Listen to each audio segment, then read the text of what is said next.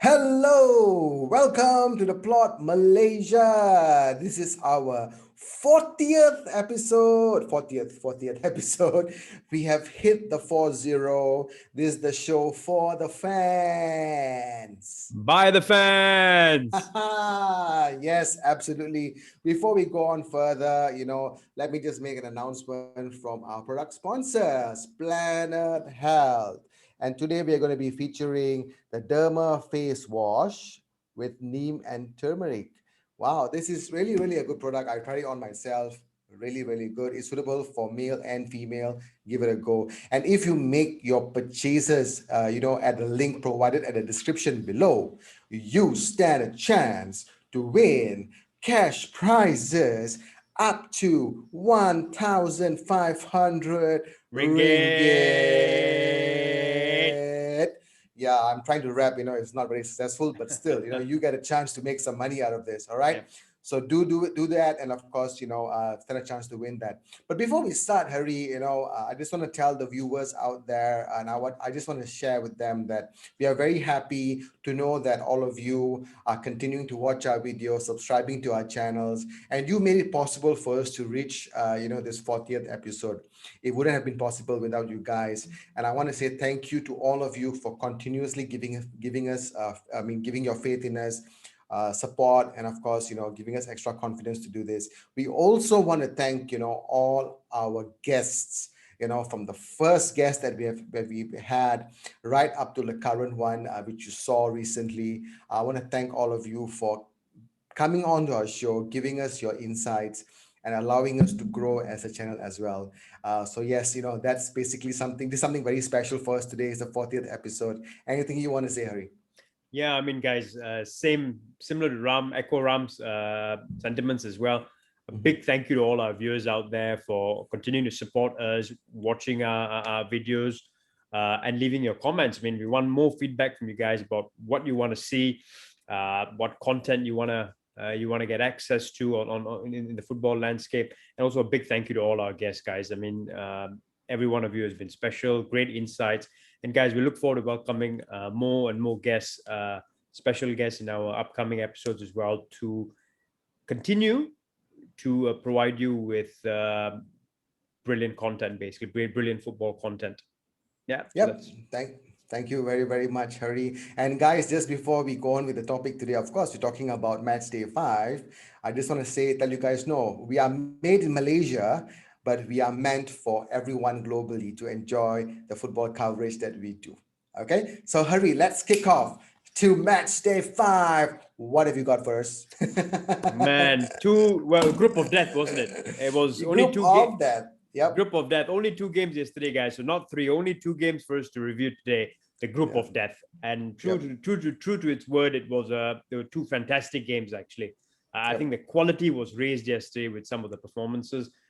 We start off with Portugal, Hungary. It was supposed to be Hungary is supposed to be a whipping boys of this group.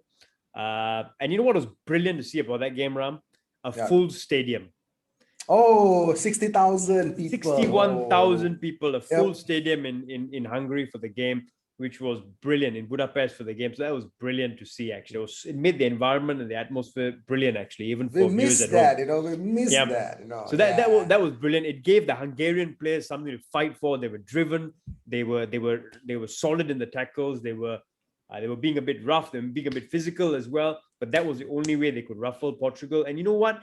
They were literally 5 minutes away from getting a 0-0 draw from the game. And they also had a goal disallowed, which would have put them in the lead as well. So kudos to the Hungarians. They did better than I expected. Really put on a fight. And I think 3-0 was too harsh a scoreline on them. So yeah, that was my take on the Hungarian team. Portugal team, well, I think they started very brightly.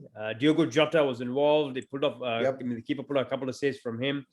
Ronaldo missed a sitter in the first half as well. In the second half, I thought they dropped off, actually. They were dropping off.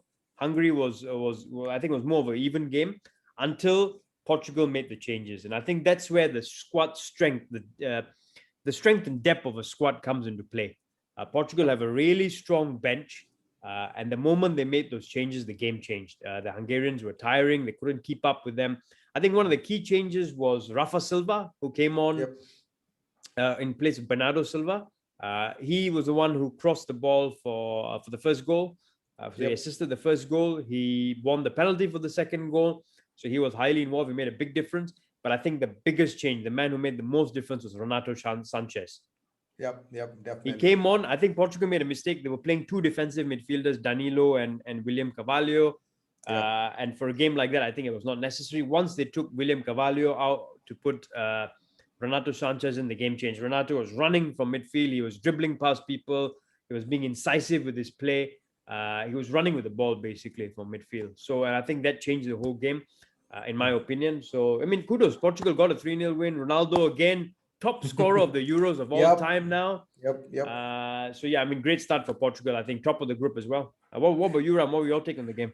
Well, I definitely agree with you with everything you said, Hari. And I think it's very interesting that you mentioned about the double pivot that you said, right? Yep. That was played by Portugal. Yeah, I don't think that was a good move. Although the double pivot these days are trending in the world of football, Yep. doesn't mean it's going to work. For any particular team. The way it should work. However, for me, yes, you're right. Ronaldo once again breaking records. 36 years old. He doesn't look like he's aging. No.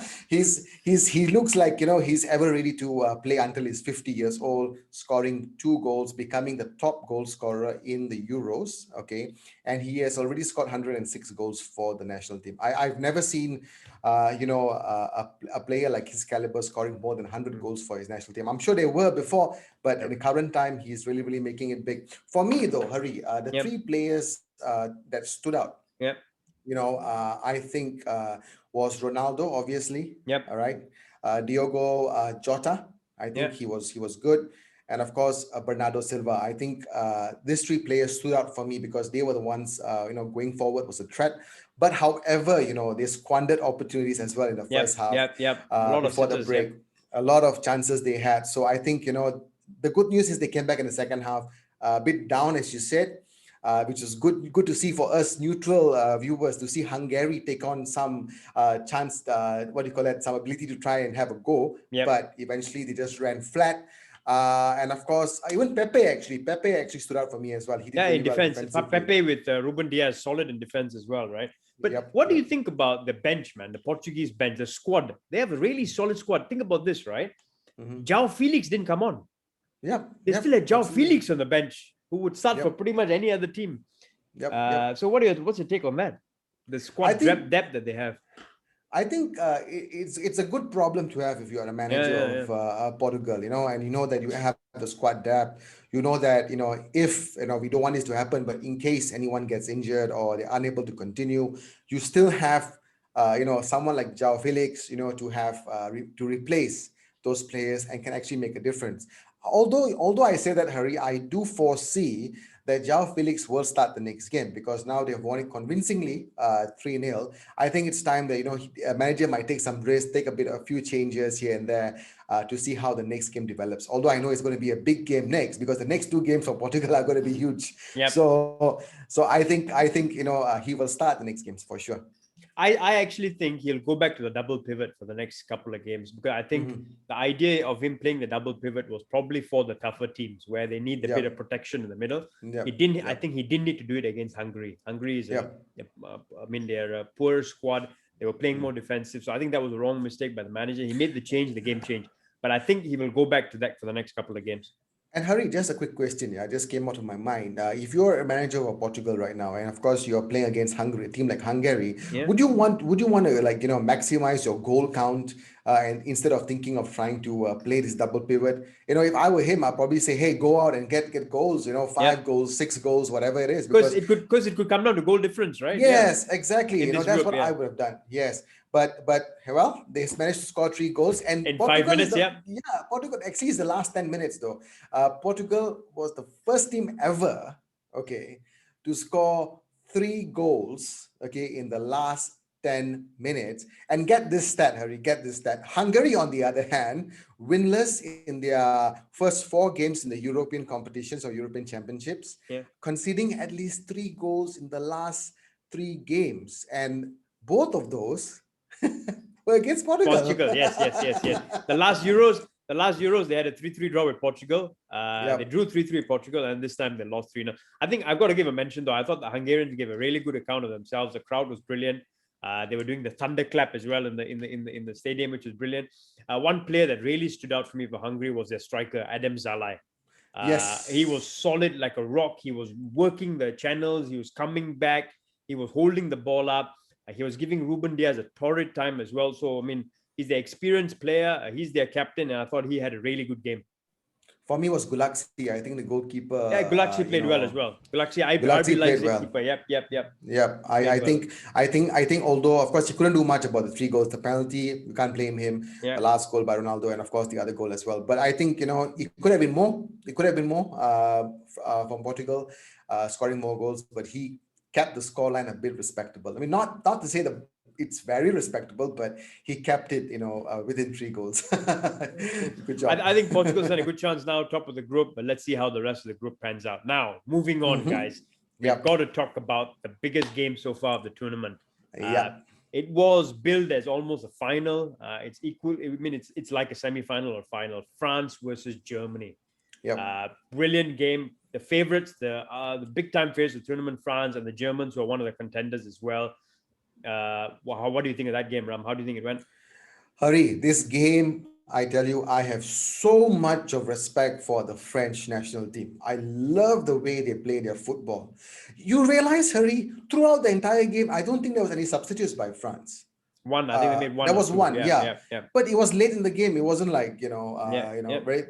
But their energy, the way they know how to conserve their energy, I felt that N'Golo Kante. Oh my goodness, how many times, Hari, in our episodes have we mentioned about him? And every time he plays, he never tends to disappoint. Yep. He has won balls in the defensive area. He has won balls, in the final third of the game. He has made it look so easy. And Hari, I saw one incident where it looked like as if he lost the ball, but he actually won the ball back. Yep.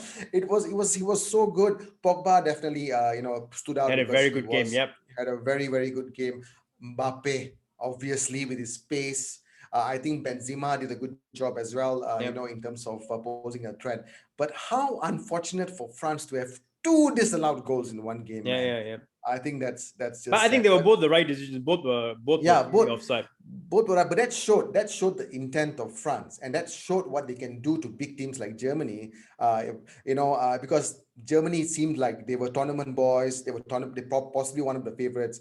I thought they could have won this game, but they did not stand out for me at all. They were weak. They were lackluster. They didn't show any intent of winning the game. So for me, it was a very poor performance from Germany.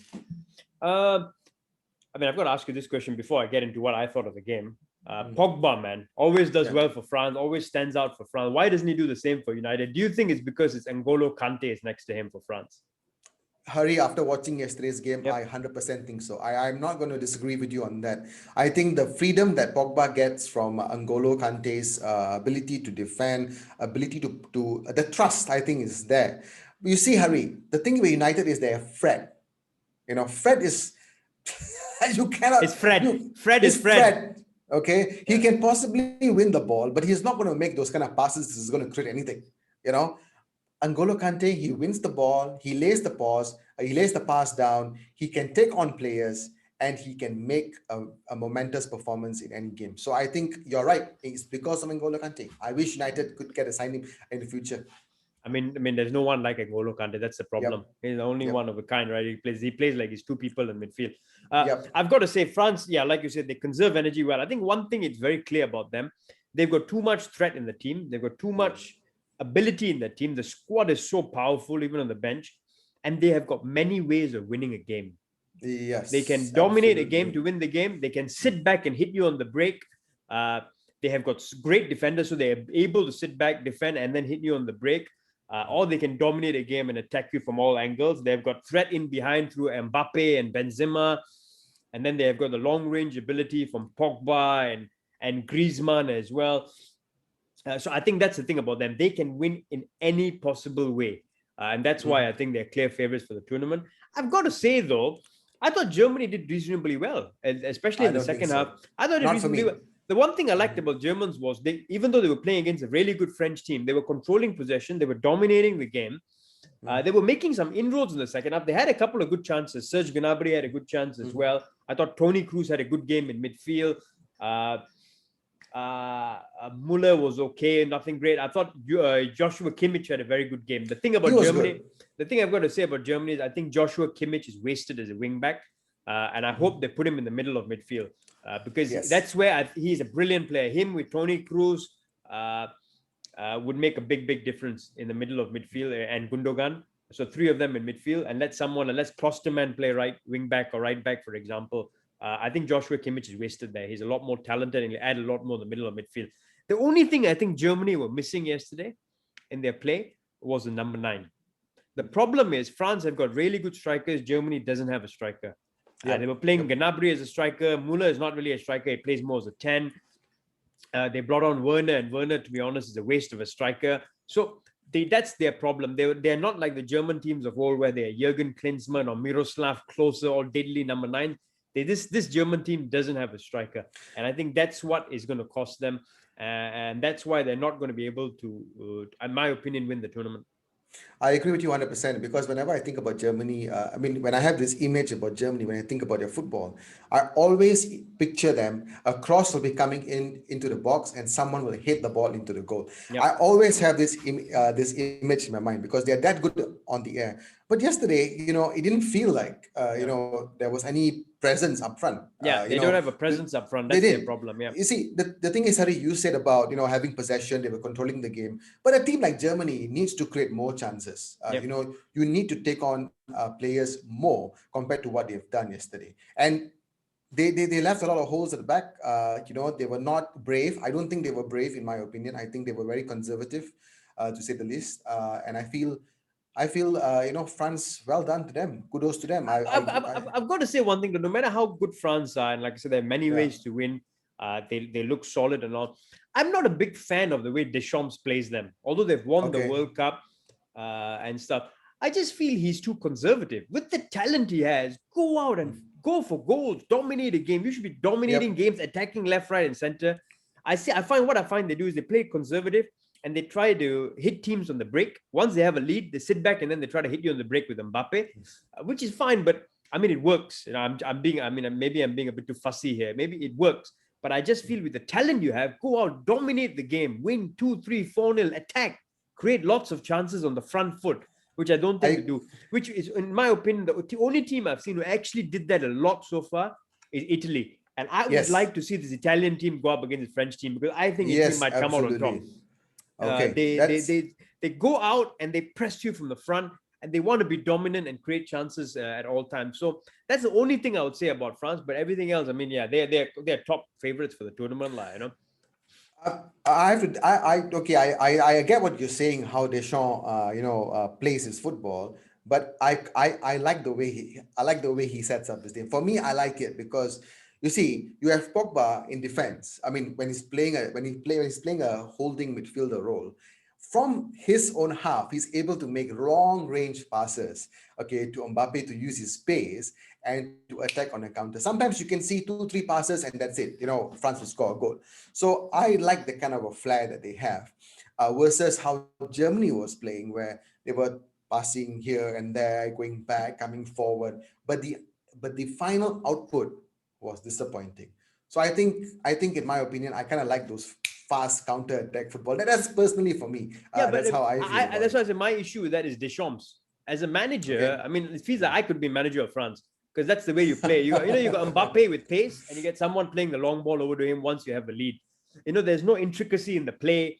There's no domination of the ball, which I would expect a team like that to have. And that's the only thing I have. It's like they just depend on Mbappe basically in behind. That's my concern. With the talent you have, why I didn't see any patterns of play. That's my thing. I didn't see patterns of play as much, which I saw a lot in the Italian game. The triangular passes, the patterns of play. In this game, I saw a lot of France. I mean, it works. It's effective, but maybe I'm being fussy, but with the talent you have, I would like to see a lot more from France. That's my only concern. Yeah. Okay. On the flip side. Yeah. Who do you think is going to win between Portugal and Germany? That's the next game. Germany loses, they could be out. Honestly, bro, I can tell you Portugal looks like a team that they can because of what we said earlier, about the depth in the squad that they have. And it's not like Portugal is not attacking or, playing the way that you want the team to play. I mean, they are. They are, except for the double pivot, which I disagree. Everything else works. They're attacking, they're creating Yep, chances, they have flair, they have pace. So I think they have that entire composition of how a team should be playing football yep, because you have a leader like Ronaldo. Of course, it goes down to leadership end of the day, yeah, who's your captain. I think that plays a very big role, which I think Germany is lacking in that yep, sense. So for sure, Portugal is going to come out tops on that. So going back to France, yeah, Harry, yeah, yeah, sure. you said about about the way that you want to see more from France, right? So now yesterday they set up as a 4-3-3. All right. And of course, Germany had what was it? 3-4-3, was it? Yeah, Germany started with three yeah, four yeah, three. yeah, yeah. Okay. What other formations can France have, okay, to be playing more attractive football? And perhaps would you remove anyone from the squad to be replaced to get that kind of a football of controlling the game more, passing the game more? What do you think? I think the squad is good. I think the starting lineup is brilliant. So I think the formation is brilliant. The way that every player is the right player to play from the start. I just feel with those players, dominate the ball, uh, pass the ball or create the triangular passes, play with a bit more incision, dominate the game. With that talent, dominate the game, create chances constantly, and not just depend on the break, on Mbappe on the break. I felt it was a lot of Mbappe on the break. And that's my concern. Not anything, it works, it's effective, and they'll probably win the tournament playing that way. But I don't see tactical brilliance from Deschamps. Mm-hmm. Put it that way. It's Mm-hmm. easy. It's Okay. an easy ploy. That's my Okay. in his and but it works Okay. with the talent there. That's the only thing I would say. Yeah, Fair enough, fair enough. The players were good in France as well, all of them. I do have this one burning question in my mind though. Do you think France are the kind of team that, when they are playing against teams that they think they can power you on the counter, they play this way, versus when they know that they had to play dominate that they have to dominate a game and then win. So do you think? I think when I that's what look we at have to France, they can see. switch. That's what Yeah, they possibly can switch, but that's what we have to yeah. see. But the thing is, I saw this in the World Cup as well. In my Mhm. opinion, there were games where I saw this played in the World Cup as well.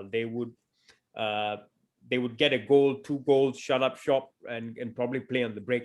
That's my only thing. It works. Maybe I'm being, like I said, I'm sure viewers will have a lot of issues with me here, but it's my No, opinion. no, no. It's my opinion. But I think with that amount of talent, you should be playing more intricate football. That's the only thing I would say. But yeah, I mean, apart from that, great game, and I think they're hot favorites for the tournament, man. In my Yep. opinion, Portugal will go through second because I think Germany, even though they played reasonably well, they lack a number 9, and it's going to Yep. cost them big time. Portugal have a lot of threat. They've got a strong bench. I think they will win that game Hmm. and progress along with France. And I think even if Germany get third place, they won't get through because if you get only 3 points against Hungary, or I don't think they'll get through because I think there will be another 4 better placed this team. That's my thought at least. So that's how I see things panning out, man. What about you?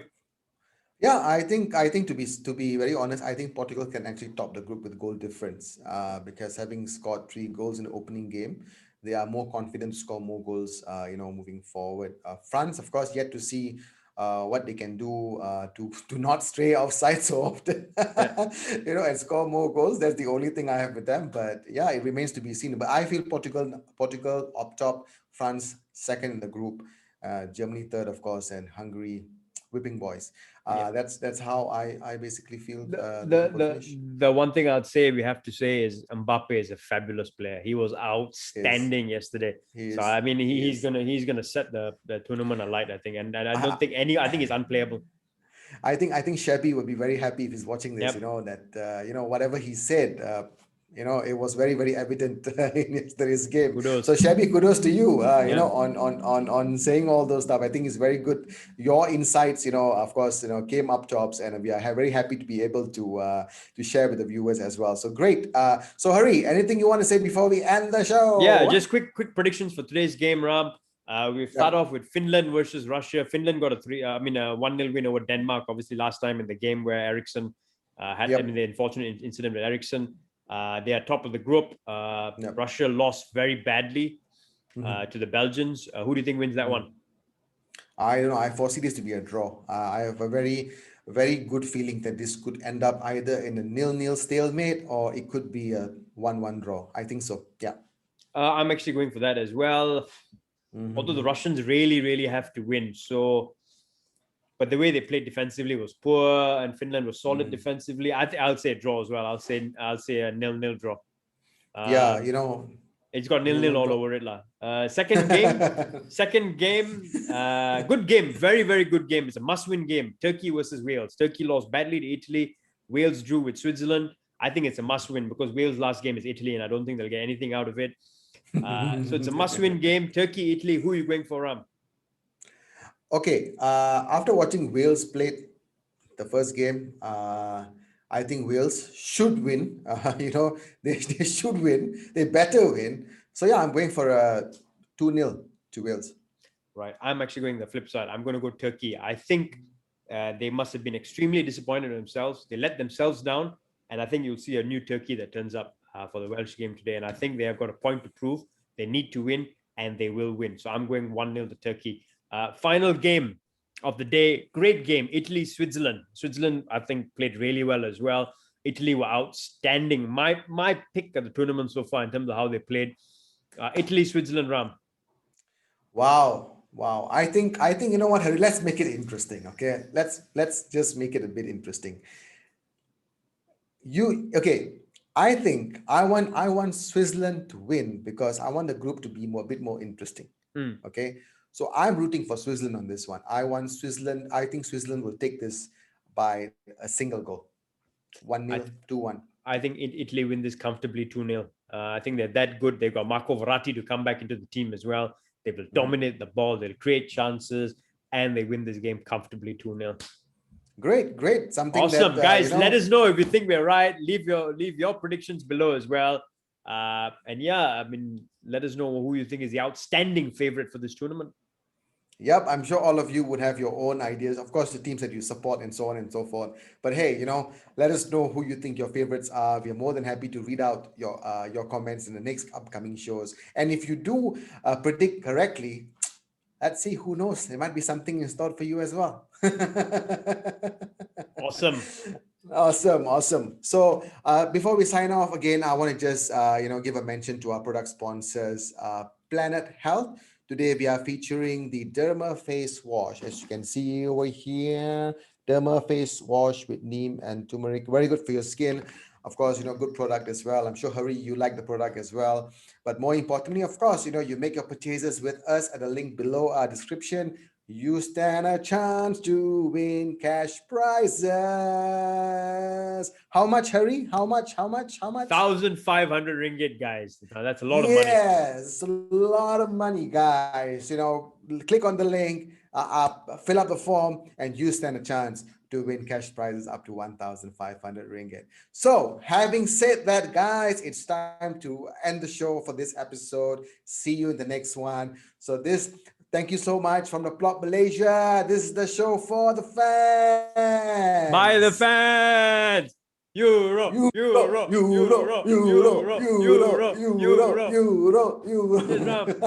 Cheers.